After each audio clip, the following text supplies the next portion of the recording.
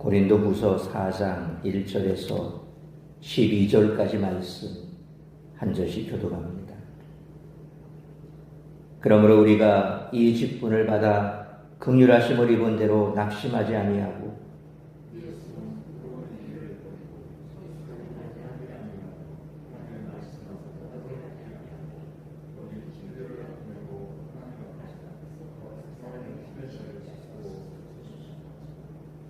만일 우리의 복음이 가리었으면 망하는 자들에게 가리어진 것이라.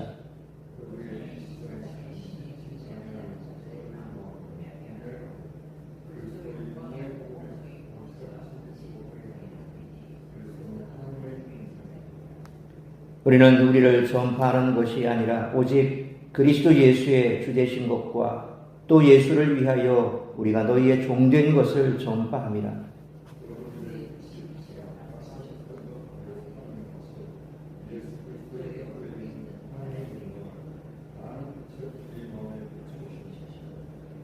우리가 이 보배를 질그릇에 가졌으니 이는 심히 큰 능력은 하나님께 있고 우리에게 있지 아니함을 알게 하려 함이라.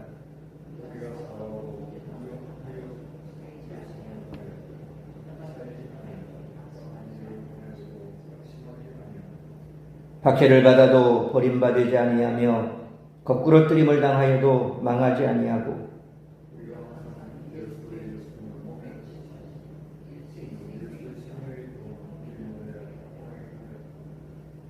우리 살아있는 자가 항상 예수를 위하여 죽음에 넘겨지면 예수의 생명이 또한 우리 죽을 육체에 나타나게 하려 합니다. 그런즉 사망은 우리 안에서 역사하고 생명은 너희 안에서 역사하느니라.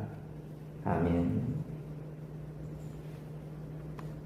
바울은 자신의 마음속에 창조의 하나님이 비추시는 복음의 빛을 경험했습니다. 이 광채가 우리 마음에 비칠 때 우리는 십자가의 그리스도 속에서 하나님의 형상을 발견합니다. 예수 그리스도는 하나님을 있는 그대로 보여주시는 차원에서 하나님의 형상입니다. 그 안에서 우리는 하나님의 영광을 만납니다. 놀랍게도 그 영광은 그리스도의 십자가 속에서 가장 찬란하게 빛을 발합니다. 그러나 헛된 영광을 추구하는 사람들은 그리스도의 십자가 속에 감추인 영광의 빛을 보지 못합니다. 사도 바울에게도 십자가는 넘어설 수 없는 걸림돌이었습니다. 저주의 십자가에서 하나님의 영광을 찾을 수 없었습니다. 그러나 그 십자가가 우리의 죄를 위함인 줄 알게 되었을 때 십자가는 환하게 하나님의 영광을 나타내었습니다. 하나님은 그리스도의 얼굴에 있는 하나님의 영광을 아는 지식의 빛으로 우리의 마음을 밝히십니다. 이 빛은 그리스도를 아는 지식의 빛이요 특히 십자가의 신비를 아는 지식의 빛입니다. 바울은 복음의 보배가 질그릇에 담긴 것을 부끄러워하지 않았습니다. 바울은 이런 은유적인 표현을 통해 사역의 가치가 자기 자신이 아니라 그가 전하는 복음에 있다는 것을 매우 생생하게 전달합니다. 이는 복음 자체보다 그것을 담는 그릇에 더 큰 가치를 두었던 고린도 교인들의 잘못된 시각과 잘 대비가 됩니다. 그들은 좋은 추천서나 내세울 만한 자랑거리를 들고 오는 사람들에게 매우 호의적인 반면 사고의 고난에 대해서는 전혀 달가워하지 않았습니다. 그들은 그리스도의 복음보다 인간 그릇에 더 주목을 하고 있지요. 바울은 우리를 구원하고 변화시키는 심히 큰 능력이 오직 하나님께만 있을 뿐 인간 그릇에서 나오는 것이 아님을 분명히 합니다. 그러므로 예수의 죽음을 매일 짊어지는 질그릇의 삶, 이것이 다른 사람들에게 생명이 유익을 주는 줄 믿을 뿐만 아니라 삶으로 살아내는 우리 모두가 되시기를 축원합니다. 십자가 없이 영광은 없다는 말이 있습니다. 우리는 무엇이든 쉽게 얻으려고 합니다. 이 세상에 가치 있는 것들도 그냥 얻는 것이 결코 아니지요. 값어치 있는 것일수록 더욱더 많은 시간과 정성을 요구합니다. 그리스도의 복음도 끊임없는 고난을 통해서 전파되는 줄 믿으시길 바랍니다.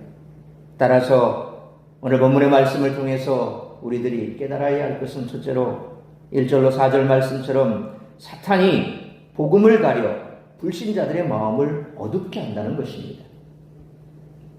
비록 대적자들의 비난이 있지만 영광스러운 새 언약의 일꾼으로 부르심을 받았기에 바울은 1절 말씀처럼 낙심하지 않습니다. 여기서 낙심하다라고 번역된 헬라어 엔카케오라는 말은 합당한 목표를 달성하는 데 필요한 동기를 잃어버린 상태를 가리킵니다. 바울은 이와 반대로 온 힘을 다해 자신에게 맡겨진 직분을 수행합니다. 왜냐하면 진리를 소유한 사람이 낙심할 이유가 없기 때문입니다. 그러나 대적자들은 2절 말씀처럼 복음의 진리를 쫓기보다는 숨어서 온갖 부끄러운 비양심적인 행위를 합니다. 그것으로 그들은 스스로 진리의 사람이 아님을 증명합니다. 바울은 복음의 일꾼으로서 하나님 앞에서 부끄럽지 않게 살았습니다. 여기에서 혼잡하게 한다라고 번역된 헬라어 돌로는 거짓으로 호리는 것을 의미합니다. 바울은 미끼로 사람들을 호리는 방식으로 하나님의 말씀을 전하지 않았습니다. 소위 미혹하는 거죠. 말로서 사람을 설득하고 그래서 그 사람을 옳은 길로 가지 못하게 막는 그런 일들은 바울은 결코 하지 않았다라고 말합니다. 오히려 그는 진리를 나타내므로 곧 공개적으로 선포하는 방식으로 자신이 맡은 은혜의 직분을 수행했던 것입니다. 3절 말씀처럼 그리스도의 복음을 깨닫지 못하고 빛으로 나오지 않는 자들은 영안이 가려진 자들입니다. 복음이 가리었다라는 것은 바울이 비록 공개적으로 복음을 전했음에도 불구하고 믿지 않는 사람들이 있다는 사실을 상기시킵니다. 이것은 복음의 구원의 능력이 부족하기 때문이 결코 아닙니다. 십자가의 복음이 믿지 않는 사람들에게 가려진 이유는 그것이 그들을 바라는 영광이나 가치관에 전혀 부합하지 않기 때문입니다. 오늘날도 십자가를 이야기하고 천국과 지옥을 얘기하는 세상 사람들은 듣기를 싫어합니다. 왜냐하면 그냥 지금 살아가는 방식으로 살아도 그들은 만족하고 있고 굳이 천국을 얘기해도 그 천국은 알지도 못하는 그런 곳인데 굳이 죽어서 가야 될 그곳에 대해서 생각할 필요가 없다는 거죠. 그냥 오늘날 이 땅에서 이렇게 사는 것 그게 좋으니까 굳이 그런 거 얘기하지 말라는 겁니다. 결국 그들이 복음이 능력이 없어서 혹은 그 복음이 부족하기 때문에 그래서 그 복음이 가려진 것이 결코 아니죠. 그들이 끝까지 복음을 거부한다면 결국 뭡니까? 멸망하게 된다는 겁니다. 바울은 4절 말씀처럼 이 시대의 악한 영들이 불신자들의 마음을 어둡게 하고 있다고 말합니다. 계속해서 죽어서 갈 거 신경 쓸 거 없다. 이 땅에서 살면 되는 거지. 이 땅의 삶이 전부지. 그런 거에 신경 쓰느냐? 다 사탄이 그렇게 계속해서 우리들의 귀에 속삭이는 겁니다. 결국 자신의 종노릇하는 사람들을 빼앗기기 싫다는 겁니다. 그래서 한 사람의 그리스도인을 키워내는 것이 그만큼 힘이 듭니다. 물론 하나님께서 택하신 자녀들은 분명 때가 되매 구원의 복음을 듣고 주께로 돌아오게 되어 있습니다. 그런데 우리는 그가 누군지 알 수가 없지요. 저 사람이 예수 믿어 구원받을 사람인지 아니면 하나님의 선택을 받지 못한 사람인지 우리는 결코 알 수 없습니다. 그러니까 우리가 알 수 있는 것은 그저 이 영생을 얻는 복음을 전하는 것뿐입니다. 바울 역시도 마찬가지였습니다. 영생의 복음을 전하기는 전했습니다. 바울이 그렇다고 말로서 누군가를 호려서 그들을 예배의 자리로 데려온 것도 아닙니다. 그저 능력의 복음, 십자가의 복음만 그는 전했을 뿐이라는 것입니다. 그런데 능력 있는 사도 바울도 복음을 전했을 때 귀를 막고 듣지 않은 자들이 있었던 것은 결국 바울이 전한 복음이 잘못되었거나 복음에 능력이 없어서가 아니라 사탄이 복음을 듣지 못하도록 그들의 마음을 어둡게 했다라는 것이죠.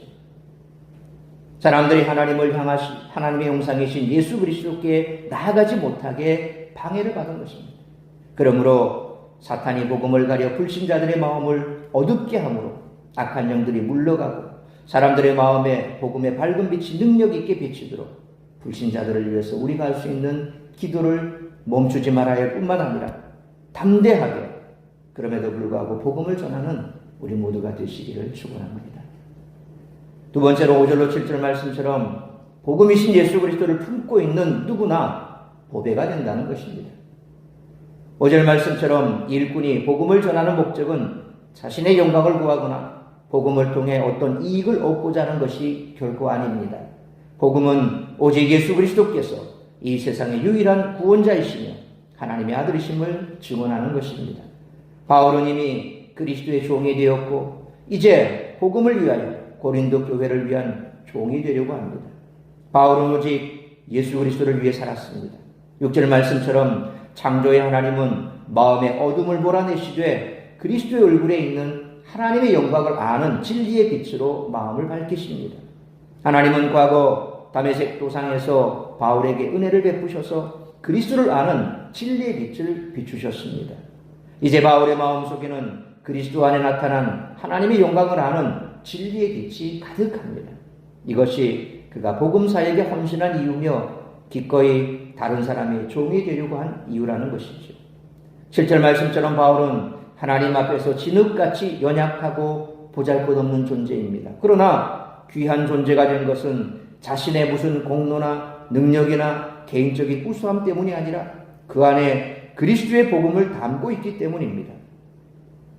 여기서 이 보배는 말할 것도 없이 우리의 복음 또는 하나님의 영광을 아는 빛입니다. 이 보배를 질그릇에 담고 있다는 것입니다.